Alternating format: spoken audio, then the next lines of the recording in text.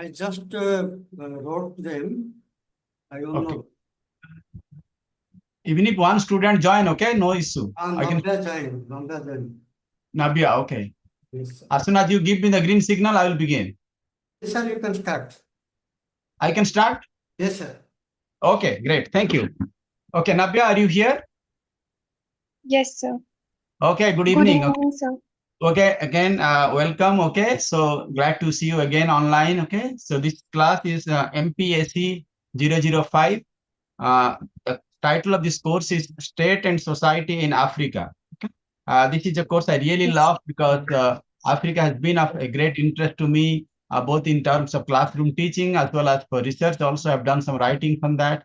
So it is one of my favorite continents, and not too many people work on Africa. So I think I'm really grateful and appreciative of Dr. Sadanand Sahu that he has chosen to include this particular course as part of the MEMID course cluster, as part of the Master of Arts in Migration and Diaspora, because there are a lot of things, the Indian diaspora used to be there, the migration issues related to that. So I think this is a very important course, and of course, Africa, needless to say, is a very important continent. And if you remember in G20 summit that took place in Delhi 2 years ago, for the first time, African Union, AU, was included as part of the G20. So thanks to the leadership effort of India, that now Africa has earned its place. Of course, we have a lot of historical relationship with Africa, and in the today's class and in the next couple of classes, we'll deal with how India has been a great friend, philosopher, and guide of Africa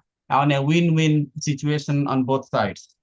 Uh, for Yes, sir. today's class, I think basically it will be an introductory class, is a kind of overview, just to give you a general idea, I'm sure, about Africa. But before I start, Navya, can I ask you, when you think of Africa, have you ever been to Africa? Any part, any? No, sir.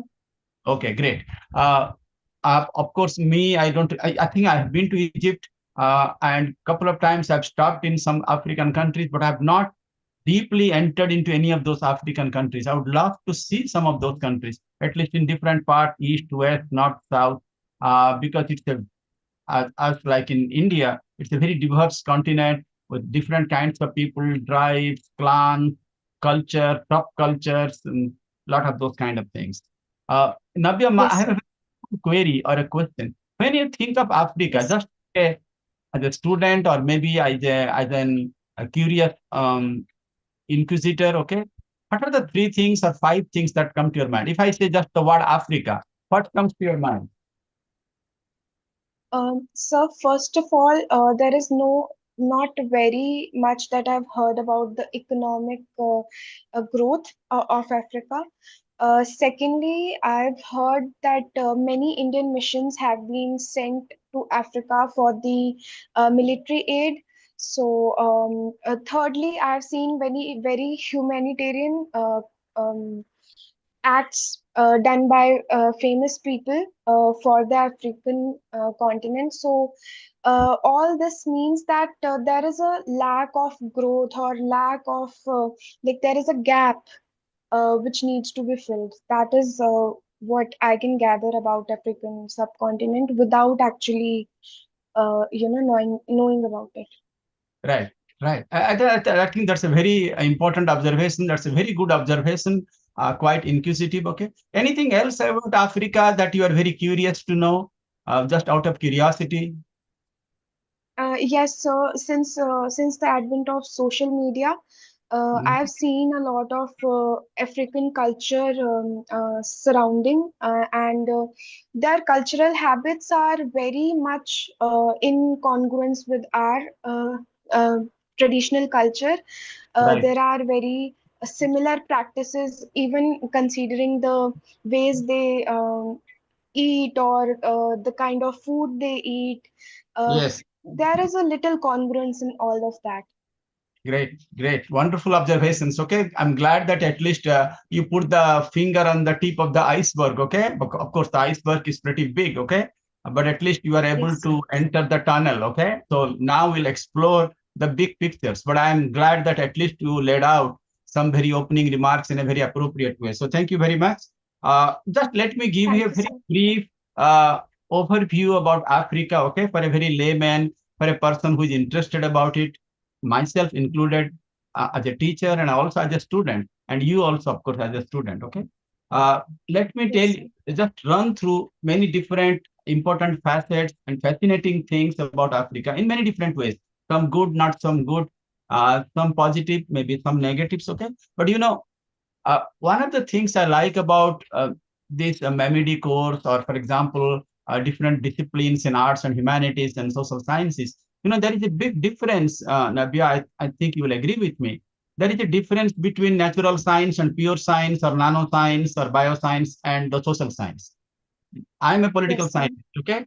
There are people in sociology, in psychology, in economics, okay? Social work, okay? These are all parts Yes, sir. and ingredients and components of social sciences. So if somebody asks you, what is the big difference? What is the key difference between, let us say, social science per se, as a cluster, as a group, and natural sciences, Yes, sir. physics, chemistry, math, biology, etc., etc. I think one of the key differences in biological sciences, in natural sciences, in pure sciences, they deal with certainties. Like, for example, 1 plus 2 is equal to 3.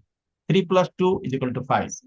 So there is no margin of error. Either it is right, like a math, a plus b whole square, a square plus b square plus 2ab. Either you do it right or you don't Yes, do sir. it. Either you get 5 marks or 10 marks or you get 0. In social science, we don't deal with certainties. We deal with probabilities. So there is a big difference between Yes, certainties and probabilities. And both are interesting connotations, okay? Because in probabilities, if somebody asks you, okay, is American president very powerful? Somebody can say yes, somebody can say no, somebody can say partly yes, somebody can say partly yes, no. sir. Okay. And all of these things can be true. It is almost like five blind people trying to make a sense of an elephant, depending on which part of the elephant's body that blind person is trying to get hold of. If he touches the trunk, he thinks this is like a tree. If he touches like a on the tail, he thinks it is maybe like a snake or something. Okay. If he touches the Yes, sir. leg, he thinks it is maybe like a big log of wood or something. Okay. But the real truth is the five blind people's total combination, the cumulative idea or knowledge about that particular animal or that object. So same thing in Africa, you can have a different viewpoints. I can have a different viewpoint. Dr. Sahu can have a different perspectives. But each one of them, they bring very interesting insights. They bring very enriching insights. And together, I think the combination, the sum total, is probably closer to the truth. Okay. I think Yes, sir. one way to begin with Africa is, let us start with the 1990s in the post-globalization. Okay, again, that started just like the other day. Again, 35 years, 1991 to what is today, 2025. Okay, and a lot of things has changed. So there is an element of continuity. There is also an element of change. Okay, what is continuity and what is change? So globalization brought a lot of good things, bad things, ugly things. Same way, and there is another interesting phenomena that took place or occurred in Africa in different ways, in different forms, in different manifestations, which is not globalization per se, but which is called glocalization. What is glocalization? Yes, sir. So it is like a hybrid, global plus Yes, local. sir. Remember, Prime Minister Modi used to say, let us be vocal about local. Okay. I remember Yes, sir. that used to be like a Adi Mahotsav, Hunar Haat. A lot of times we promote, you go to Delhi Haat, we promote all these handicraft items, rural items, etc., etc. So, so in Africa, for example, you see some element of globalization. You see KFC, you see McDonald's, you see iPhones, you see Apple, you see Samsung, okay, Pizza Hut, Yes, sir. okay, all of the things that you see in the globalized world, okay, all the consumer products, etc. But at the same time, as you rightly said, the African culture, the African cuisine, the African music, African drums, those kind of things.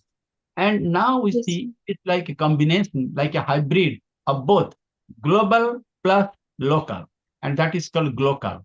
Okay, GLOCAL. Yes, sir. That's a very interesting phenomena that I think. And so what it means is, in today in Africa, whether it is East Africa, West Africa, North Africa, South Africa, Sub-Sahara Africa, you see an interconnected kind of ness. Okay. It is not like divorced Yes, from the sir. rest of the world. It is not an isolated part, somewhere there. Okay, it is very much a Yes, part sir. of the beautiful earth or the beautiful globe that we talk about. Okay, and no longer we are looking at global south as quote unquote the other. Okay, so Yes, sir. global north has a lot of stakes in the global south, and vice versa. Global south also has a lot of stakes in the global north. Okay, so both the things go in Yes, sir. tandem, both the things go in together. Okay, the next thing is Africa in the emerging new world order. That we see Africa is coming up. Okay. So the Africa that we saw in the 40s, in the 50s, in the 60s, a lot of those countries, they became slowly and surely, they became independent from different colonial masters, from Great Britain, from Yes, France, sir. Portugal, etc., Dutch, etc., at different times. India achieved independence when? In 1947. So around that time, the next couple of years, okay, late 40s and early 50s, okay, thanks to, of Yes, sir. course, to India's leadership in the non-alignment movements, okay, because India is at the forefront of decolonization, both in this part of the world as well as in the United Nations. So we fought for them. That's why, there is a great groundswell of support and love and affection for India. Very recently, I was in a function, an event to celebrate the 50th anniversary of the independence of a country called Mozambique. It's a very important country. Okay. And India has a very good Yes, sir. relation. And I was there. Uh, and there I saw the India-Mozambique relationship in the last 50 years. Okay. How India helped Mozambique in many different ways. Okay. And they were Yes, just sir. so much effusive in their praise for India's contribution, for India's support during the independence and from that point onward. So India is not taken as like a separate country or as an outsider. India is like very much a part of the family. Okay, just the way I said in the Yes, sir. morning, like the Upanishad, Vasudhaiva Kutumbakam, the whole world is like a family. So Africa is very much a part of our family. Maybe you can say like a very valued member of the extended families. Okay. Uh, Yes, sir. the third point I would like to say is, again, today I'm just touching some of the basic things like a bullet point or some important markers or benchmarks. Okay. So maybe in the next class, if you ask me, maybe I can expand a little bit on that one. But today, just I'm giving you some very brief introductory kind of things so that you can at least think about it. The next point Yes, sir. is Africa a dark continent, devoid of history, culture, socio-political institutions, or something that is a light at the end of the tunnel? Because there is a group of historians, group of sociologists that say it is all dark continent. It's all doom and gloom scenario. There is no future out there. People are very primitive, very backward, uh, economically, socially, etc., etc. So they cannot come up in the economic ladder or in the social ladder. But some other people say, no, I think there is a big distinction in terms of the class, the race, ethnicity. Some people are more affluent, they're catching up. Okay, some people are still hanging on to their own social milieu kind of things in a more pluralistic models, but some people say they are also trying to take advantage of the new modernization, transformation that is taking place at different pace in different parts of the Africa, whether it is East Africa, West Africa, South Africa, North Africa. That is something that you need to Yes, sir. think about. The other thing that when we think of Africa is this ignominious slave trade that took place in 15th century. There is a huge amount of literature. Okay, this is not a class for slavery or slave trades, but just give you some idea how the slave trade was used, abused, and sometimes used for monetary gains, for material gains. Remember, in America, in the South of America, like you go to places like Mississippi, Alabama, Arkansas, South Dakota, okay, all that things, okay. Before this Abraham Lincoln in 1850s and 60s, the slaves were being used like a labor, okay. They were brought from Africa to work in the agricultural fields, in the cotton fields, etc., etc. Okay. So slavery was Yes, officially sir. abolished in America during the Abraham Lincoln's times, and there was a famous proclamation to abolish proclamation. But that is the de facto thing, okay? That is the legal part. The legal Yes, part sir. placed in the mid 19th century, around 1850, 1860, during Abraham Lincoln. But slavery was over. But racial segregation, racial overtones, prejudice, discrimination, it continued for a long time. In fact, it continued for 100 more years, till 1960s. Till you have people like Dr. Martin Luther King Jr., you must have heard the name, the person who was Yes, influenced sir. Mahatma Gandhi, the concept of non-violence, concept of ahimsa. Okay, so he fought for civil rights of the black people, for the African people, the people who were formerly slaves. Okay, so that took 100 years things to change the psychology, to change the mindset of the people. So officially, you can change a rule. For example, like in India, okay, officially the caste system is considered to be illegal. It is gone. But if you go to some interior places, let us say in places in UP or Bihar, caste system is still Yes, very much sir. alive in terms of social integration, in terms of marriage, in terms of um, all of those day-to-day activities kind of things. Okay. But nationally, if you ask me, as per the rules, okay, as per the legal provisions, caste is considered illegal. Everybody is equal. But if you go Yes, deep sir. in pockets, it is same thing with race, okay, and with slavery. Slavery also comes in different ways and shapes and forms. Okay. For example, you must have heard like in India for a long, long time, this child labor system. That is also another form of Yes, sir. okay? And in many parts of the world, you have got them. So the slave trade that brought about this whole issue of slavery, the economics of slavery, the politics of slavery, how the colonial powers, okay, they used slavery, okay, as a form of exploitation, as a form of manipulation, as a form to exercise their dominance and hegemony over the native people, over the indigenous people, okay, and that is a whole Yes, literature. sir. We discussed that. The second next point is you must have heard the term called scramble for Africa. Okay. It's almost like, let us say you have got two siblings. Let us say you have got two brothers and one sister, or three brothers, one sister. So it's a family of 3 or 4 kids. Okay. Yes, sir. Let's say the daddy or papa brought a nice Cadbury chocolate. Everybody is jumping Yes, sir. onto that one. Okay. I need that chocolate. The other boy or the girl, he or she needs that. So it's like a scramble. Okay. Or in the middle of the street, there is a big sack of gold coins. Okay. Everybody's running after them. Yes, sir. Africa was used by many colonial powers like a scramble. Okay. Because that's the place where you can get very important minerals like gold, like iron, like steel, like uranium, many other things. Okay. So there is a scramble for Africa Yes, sir. among the colonial powers, whether it is British. So they did not go. I mean, you remember the Great Britain during the colonial times, even including India. Okay. They used to Yes, say, sir. like Lord Palmerston, I believe he said, the business of Great Britain is business. Okay. It Yes, sir. sounds very much like Donald Trump. Okay. Like very transactional. Okay. The Yes, only sir. thing, the other day, I was thinking, like, I've been to Kolkata. Okay. I mean, why they made Kolkata the capital initially till 1910, 1911, when the capital was shifted from Kolkata to Delhi because they Yes, sir. came basically as a trading nation to do business, to do trade. Okay. And they defeated the Yes, French sir. and the Portuguese in Goa, in Calicut, in Kerala. Okay. Then they came to Calcutta. That's where they set up the Yes. East India Company. This was a trading company to do business, selling spices, selling things, getting recycled products, Yes, etc. sir. Later on, they put their finger on the administration, on governance, okay, the real powers, okay. So in Delhi, when Yes, they sir. shifted, it was mostly on the governance part. But in Calcutta and pre-Calcutta, it was mostly trading and commerce kind of things, okay. So this Yes, scramble sir. for Africa, okay, that Africa is just like a piece of apple or a piece of cake or something. And all the colonial powers, they are basically jumping onto it. So that is something that please try to remember. And maybe in some classes, we'll discuss that further. Scramble for Yes, Africa. sir.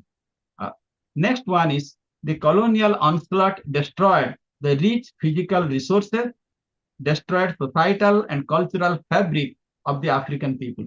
So they injected their own cultures, okay, like homogenization, like in American context, when the new immigrants, the new diaspora, the first generation, second generation people went, okay, that is this great scramble among the native people to homogenize people, to make people all Yes, sir. talk alike. Okay. And in sociological term, there is a term called melting pot.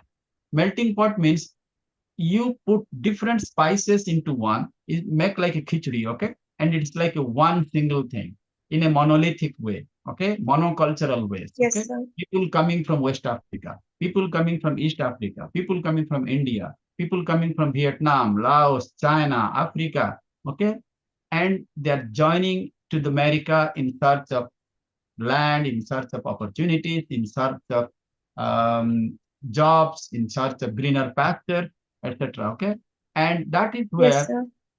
the dominant culture, it expects the people from outside to conform. That's, they say, Anglo conformity, Anglo-Saxon traditions. Okay, so that is one way of looking at Yes, things, conforming to the existing mainstream dominant culture. On the other hand, there is a contrasting sociological perspective. It is called salad bowl. That I may be yes, there sir. in Kenya or Uganda or Ethiopia or South Africa for 50, 100 years. Okay? Like during Mahatma Gandhi, he went to South Africa in 1880s, 90s to fight for on behalf of the legal rights of the indentured laborers. Okay? And at that time, Yes, sir. those people, they maintained their own ethnic cultures. They came from UP, from Bihar, from different parts of India, from Maharashtra. Okay. So they maintained their own cultural kind of thing. Like if, for example, tomorrow you go to America or go to Canada or you go to other places, okay, there are some people who still celebrate Diwali, they celebrate Holi, okay, they maintain their cultural sides, okay, while at the Yes, same sir. time they try to take advantage of the mainstream societies that they offer. Same thing is happening in Africa, okay? Between a contest for melting pot, meaning all cultures, you merge with the dominant culture, the dominant colonial culture. That's one way. The other way is, even if I'm there for 30, 40, 50, 100 years, I still maintain my own cultural identity. I maintain my cultural ethos. I maintain my own Yes, sir. cultural uniqueness or cultural distinctiveness. Okay. So I think that's it. And in some countries, for example, because of the long years and decades of the colonial rule, it destroyed the physical resources, they looted it literally, destroyed societal and cultural fabric of the African people. Very much like the way they did it in India. Okay. So Yes, that's sir. why asked people to grow coffee, things like that, okay, so that they can take it out and sell it to the other colonies, okay, and they did like a Yes, recycling sir. thing, taking stuff from India, selling it in Africa, taking stuff from Africa, selling it in India. Like remember that Yes, Boston sir. Tea Party? The tea was from Assam, from Darjeeling. They took it from India, sold it in Canada, and happens that Great Britain was colonizing both India, and when I say India, British India, that means it consisted Yes, of sir. Pakistan, Bangladesh, Sri Lanka, Yes, Nepal, sir. like a greater India. Okay. The next point is transplantation of European ideas and institutions. Okay. On colonial Africa, impacting African polity and society. So again, they are trying to implant the European ideas. Okay. The institutions Yes, sir. impacting the African policy. So in the process, what happened was, I mean, it's two ways. Some positive things happen, some negative things happen. Like, for example, in India, when the Britishers established some of the universities like the Bombay University, Calcutta universities, okay, in education, they tried to develop a new elite group, educated elite, selected people, okay, Yes, sir. ICS, Indian Civil Yes, Service, sir. like Babus, etc., okay. So maybe Yes, some sir. people learned English language, okay, but in the process, the indigenous languages, it got neglected. Okay. So indigenous industries, the cottage industries, indigenous industry, it got neglected. Okay. So European ideas, European institutes, okay, it impacted their local culture, the tribal culture, okay, their own clan culture kind of thing, which are very much part of the African tribes in many different ways. Whether you go to Congo, Malawi, or Liberia, Libya, or many different places. Yes, sir. Next point is problems of Africa, deficit of ideas and institutions. Okay. So, so basically, Africa needed to move up in the ladders, in the social ladder, in the economic ladders. What happened was they tried to impose something from the top. Okay. So the bottom was very much neglected. Okay. And that is Yes, again sir. although Africa has made a lot of strides in the last couple of decades, but still Africa has not achieved the same kind of potential it would have got had the European powers, the colonial powers would have tried to balance it out. Okay. Yes, sir. Africa is a net importer of manufactured goods, food, and ideas. So basically, what they did was they used Africa like a platform. Okay, they took all the raw material from Africa, took it to Great Britain, to Manchester, to Liverpool, to other parts. Okay, they recycled it and again sold it back. Okay, to the African people. Yes, sir. Bigger price. Okay, so it is basically like exploitation. It is basically like an Yes, manipulation, sir. and the people in Africa, they are very helpless. Uh, And uh, I mean, I can give you another example. Recently, I was reading an article. Why, these shoes, Adidas and Nike, etc. Okay, and it is said Yes, made sir. in USA, but actually it is not made exactly in USA. Okay, it is made in Laos, in Cambodia, okay, in Thailand. Yes, sir. Because if you hire an American person, okay, in California, in New Yes, York sir. or Chicago, you have to pay the minimum wage. Otherwise, it will be illegal Yes, sir. to pay per hour, let us say $10 per hour. Okay. But if you hire Yes, sir. somebody in Laos, in Cambodia, some of the poorer countries in Southeast Asia, you have to pay $1. Okay. So those Yes, sir. companies, I'm just giving you one example. They try to set up the factories over here. Okay. And then the finished product, you say, when we buy certain things, it says, oh, made in USA, okay? But actually it is made in Yes, Bangladesh sir. or Laos or Cambodia. So that $10 minus $2 is equal to $8 per hour. Okay? So just imagine Yes, sir. how much millions of rupees those people they made. Okay? Yes, sir. This is the case with all the high-end brands, LV, Gucci. Their manufacturers are in China, and recently China outed it out that uh, Exactly. they are exploiting the Chinese craftsmen for Exactly. cheap labor. Exactly. So I think, yeah, Yes, China, sir. I mean, in a way, it is like a closet colonizer. I mean, China is not like a colonizing power, but in a way, you Yes, are right. sir. And in this context, because you talked about China, let me tell you, I mean, there is a saying in English called, there is nothing called a free lunch. Okay. Nobody Yes, gives you sir. free lunch for nothing. There is always a quid pro quo. Okay. If I give you Yes, five sir. lunch, I expect that at least you should reciprocate by offering me one lunch. Or if I take you Yes, to a sir. movie house 4 or 5 times, I expect that you should also take me once or twice to another movie house. Okay. So, for example, you Yes, must sir. have heard that China in recent times, particularly under the new Chinese president Xi Jinping, he is providing huge amount of financial aid or economic aid to a lot of countries in the world, including in Yes, Africa. sir. Okay? This one Yes, belt, sir. one road initiative, belt and road Yes, initiatives, sir. giving money to all the African countries, whether it is Congo or Ethiopia or Sudan or Somalia, you name it. Okay. But it is not Yes, free. sir. Yes, sir. Under the string of pearls theory, I guess. Strings of pulse also. Yes, exactly. You are right. Yes, sir. So all the money that they give, okay, they say, okay, we give. So basically, they are making you like a heavily in debt. Okay. So I give you Yes, $100 sir. million. Expect, I know for sure that you will be unable to pay me $100. Okay. So that way Yes, it sir. gets 50 years, 100 years. So you are beholden, okay, to China for many Yes, things. You sir. have to make a lot of compromises in your foreign policy, in your defense policies, etc., etc. So they Yes, make sir. deliberately, permanently dependent on their mercy. That I gave you $100 million. Yes, sir. You are unable to pay back. You are giving me only 5 million or 10 millions. Still, okay, 80 million is due or 60 million is due. Okay. So that Yes, way, sir. we're totally dependent. And that is one of the policies of China in recent times, as you rightly said. Okay. And they sell the, Yes, sir. okay, at a much cheaper price because the labor rate is pretty much cheap. Okay. Although the quality is also equally cheap, but who cares? I mean, people buy cheaper Yes, stuff, sir. buy batteries. Okay. So a lot of people, they just Yes, go sir. for the Chinese products. Okay. For that example. Uh, in a way, Yes, sir. you are right that in Africa, in the 19th century and early 20th century, more or less the colonial powers, all colonial powers, okay, they're all alike. Okay. They're all there to milk money. Okay. and take it back to their own country. So whether it is Great Britain or France or Portugal or Belgium, all those countries, okay, or Germany, okay. Yes, sir.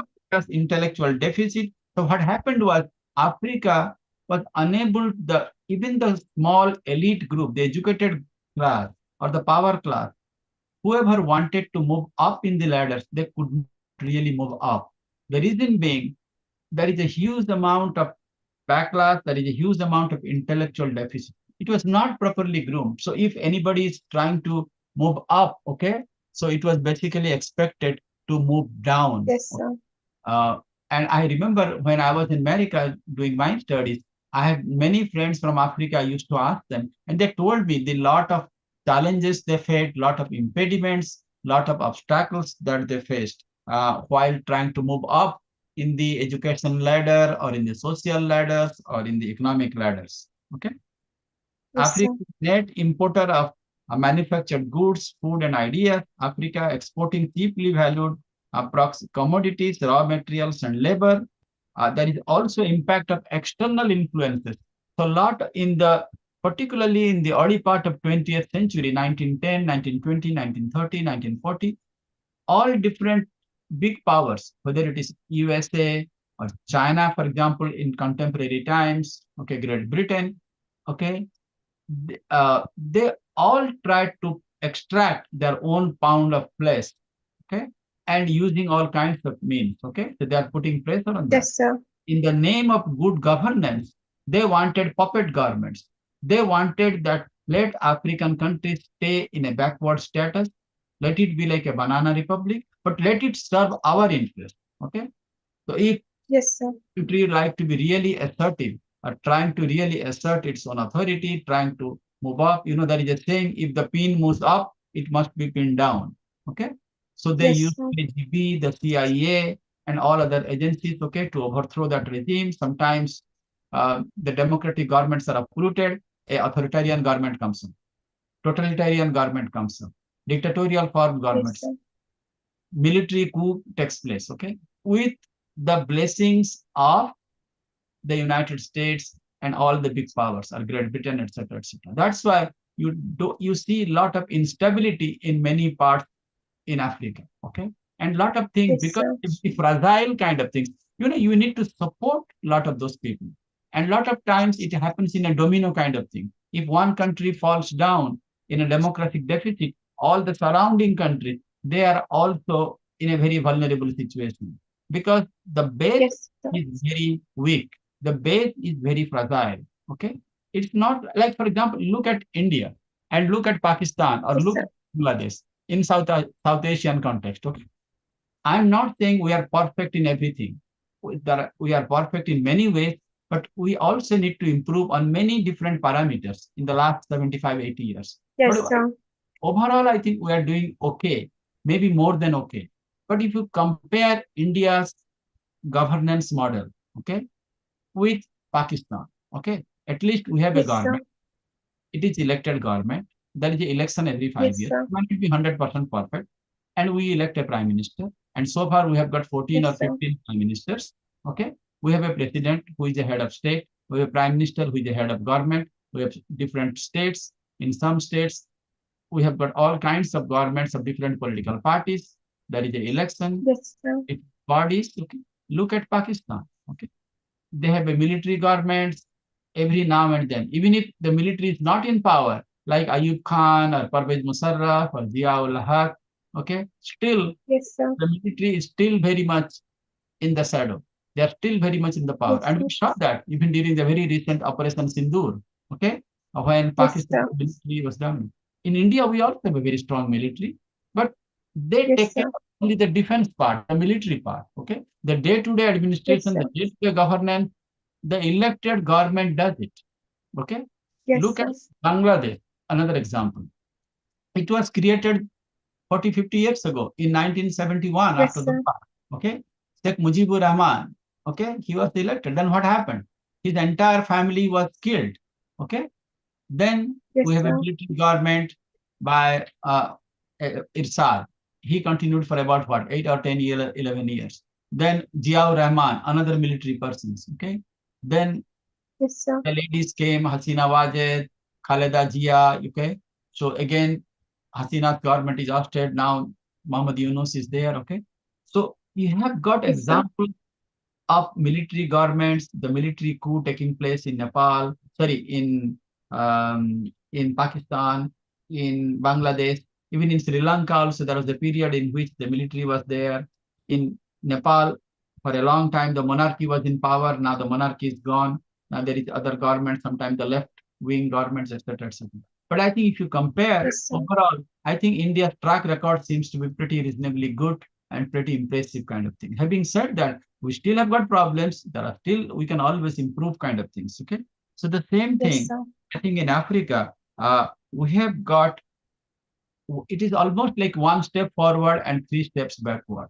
It is not that people are not trying. Countries are trying to move up in terms of good governance, good index, etc., etc. But due to a variety of internal factors and also external factors, okay, particularly externals, because they have their own vested interest. If you don't listen to them, then you are in big trouble. It is almost like saying Yes, it sir. is my way or the highway kind of things, okay? Like George, I sound like George W. Bush, okay? During the Gulf War in Iraq, etc., etc. So the impact of Yes, sir. influences are very much predominant in different African countries, different African societies.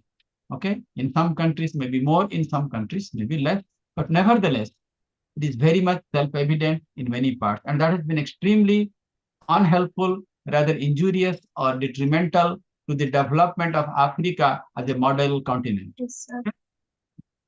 Africa is a continent not of prosperity, but rather most people they know as a continent of poverty, social conflict, criminalization of state, organized genocides, drug trafficking, human trafficking, etc., etc. So if you take all these parameters or index, people put a lot of these elements of bad governance or negative things on Africa. Partly they are to blame, but mostly I guess it is the other external factors that led them to do the things that they do. Okay. Like, Yes, sir. so what we see is in Africa, we see acute food insecurity, severe famine, heavy dependence on food aid, inter and intra-state wars, okay? Within the tribes, within the same country, there are a lot of borders. You remember, let me give you another example. Sudan. It used to be a nice, beautiful country, okay? Then there was a Yes, lot sir. of conflict within Sudan, and ultimately Sudan got divided into South Sudan and the rest of Sudan. Okay, and that happens in everything. In Rwanda, in Angola, you have got civil wars, you have got all kinds of intra-conflict, and that really affects the governance. Food insecurity, severe famines because of the weather, climate change, etc., etc. Okay, and heavy dependence on the food aid. Okay, in the morning I told you this economic aid with strings attached to it. So a lot of the food aid that is given by the foreign powers, whether it is America or other countries, it is not without any caveat. It is not without any kind of uh, conditions. There is a lot of conditions attached to it. You follow, you conform to A, B, C, X, Y, Z. Okay, then only we can give you this kind of things. You have to follow environmental Yes, sir. degradation, um, wasteful use of natural and human resources, lack of sustainable development. Okay, we talk about Millennium Development Goals. We talk about sustainable development goals. Okay, but if you compare all those important goals of MDG and SDG, in Africa, I think it will rank pretty low because in Yes, sir. malnutrition, in women education, I think you can pick any of those water issues. Okay, Africa will rank pretty low. I think there is a time that it needs to go up in that process. Uh, Inadequate health, inadequate educational facilities. Okay, um, Yes, they come to India, for example, you go to JNU, you go to DU, you go to Jamia, you go to Hyderabad. There are many African people, they come here, okay, for higher education. Look at medical. I'll give you one example. I mean, whenever I go to some hospitals, Max Hospital, Fortis Hospital, Manipal, I see many people coming from different parts of Africa, okay? And I ask them, I mean, why you are here? Why you are not getting treatment in Nigeria or Ethiopia or Yemen or Libya or Congo, whatever. They say, no, they don't have any medical facilities, not even the basic ones. They don't have any diagnostic test centers. They come all the way to India but of course, India gains because of the medical tourism. We get some foreign exchange. Okay, I'm sure you must have seen some people coming from Africa to many of these for the health reasons kind of thing, and also for education kind of thing. It is one thing that Yes, India sir. help all of these African countries to move up in the education front, in the health front. But it is another story that they, even today is what, 2025, okay? And almost all African countries are independent, but still they have a long way to go in terms of catching up the minimal, in terms of education, in terms of health, in terms of social security, etc., etc. Yes, Uh, sir. there are contested borders. That is again another important issue. No single African country is without any border problems. So there is always contest that this border and that border. Okay. So there is always that kind of ongoing things going on. Okay. So I think in a nutshell, what I will say is, of course, they are victims of slavery, colonialism, neo-colonialism, bad governance, corruption, etc. But I think it will be wrong to say that Africa is today is like a dark continent. But I think Africa does Yes, have sir.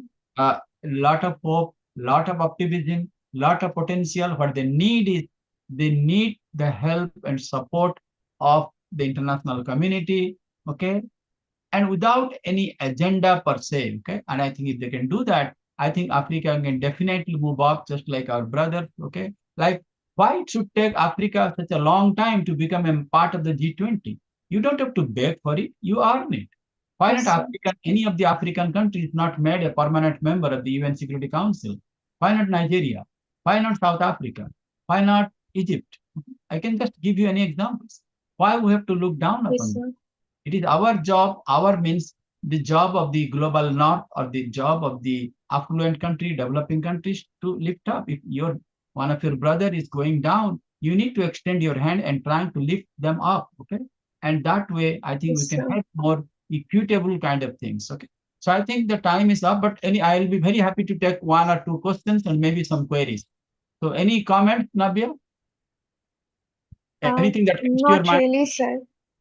I will read about it and then maybe in the next session I will come Yeah. with a lot of queries. Great. I'll be very happy. Happy. What you can do is think about it, all the points that I said, because today I just provided a very uh, quick Yes, preview, sir. a review kind of things. Okay. I try to put it in black Yes, and sir. white things. Okay. Without trying to make any pretensions. Okay. But it Yes, is. sir. So think about it and write down on a piece of paper. That way, because a lot of times we forget. So just write down one, two, three, Yes, four, sir. five. These are the things that we, because that will help me to think about it, and maybe I should be able to respond to you in a much more intellectual way, in a much more appropriate. So I'll be very happy to listen to you. Okay, maybe offer some Yes, comment, sir. input, some feedback. Okay, that way you will Yes, be sir. enriched. It will also be a good enriching experience for me also. So please take down some of Yes, sir. these or any questions or any comments you may have. Okay. So I take Yes, all sir. very in stride. Okay. Even if it is critical, that's okay. So take it down one, two, three, four, five. Okay. Okay. And let us discuss that in Yes, the sir. okay. Again, thank you very much for Yes, sir. okay. And again, see you next week. Have a nice night. Okay. And have a nice rest of the weekend. Thank you very much. Yes, sir. Thank you, sir. Thank you. Thank you.